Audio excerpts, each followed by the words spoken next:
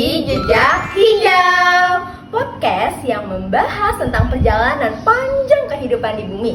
Hari ini kita bakal ngobrolin sesuatu yang kelihatannya biasa aja, tapi sebenarnya punya kisah epik jutaan tahun.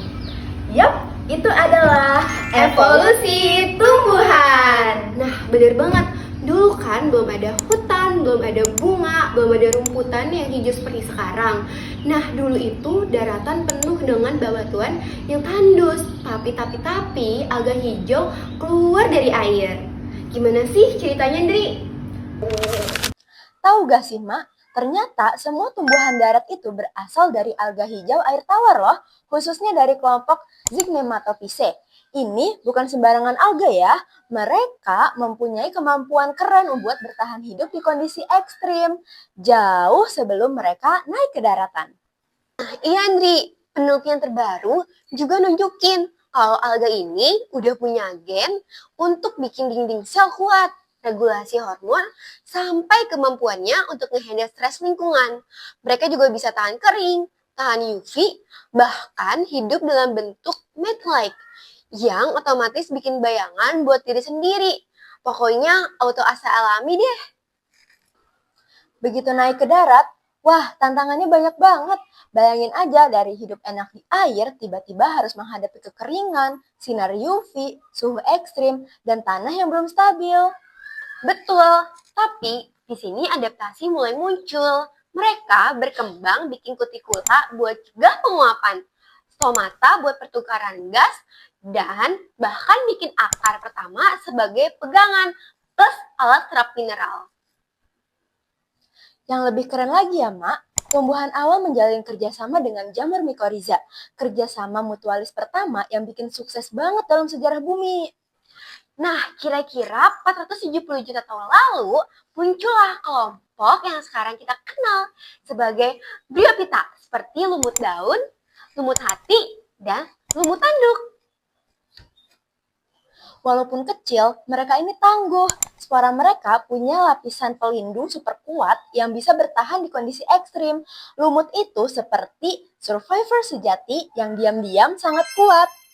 Terus juga ya, sekitar 427 tahun lalu terjadi inovasi besar pada jaringan pembuluh, yaitu film Zooplankton.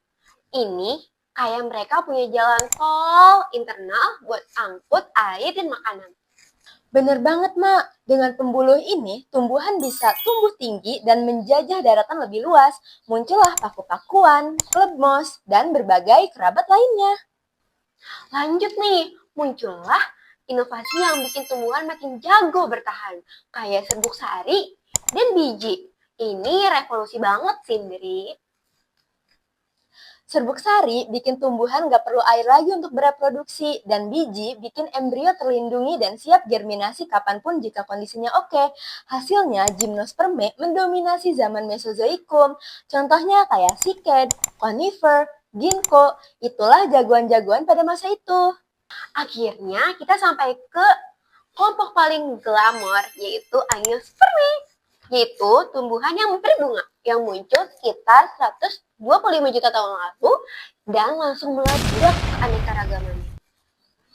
Yap, bener banget. Mereka punya dua inovasi yang keren banget nih. Kayak bunga yang digunakan untuk penyerbukan terarah, bahkan co-evolution sama serangga, dan buah juga digunakan untuk penyebaran biji. Hasilnya, Angiospermae yang menjadi kelompok tumbuhan paling dominan sampai sekarang. Oh iya, garis keturunan paling awal di Angiospermae itu ada Amborella. Amborella ini merupakan tumbuhan primitif dari Caledonia Baru, kayak nenek moyang bunga modern gitu. Jadi, kalau hari ini kita lihat hutan hijau, bunga warna-warni, dan rumput di halaman rumah, semua ini dari perjalanan evolusi yang panjang banget, mulai dari alga kecil yang nekat keluar air.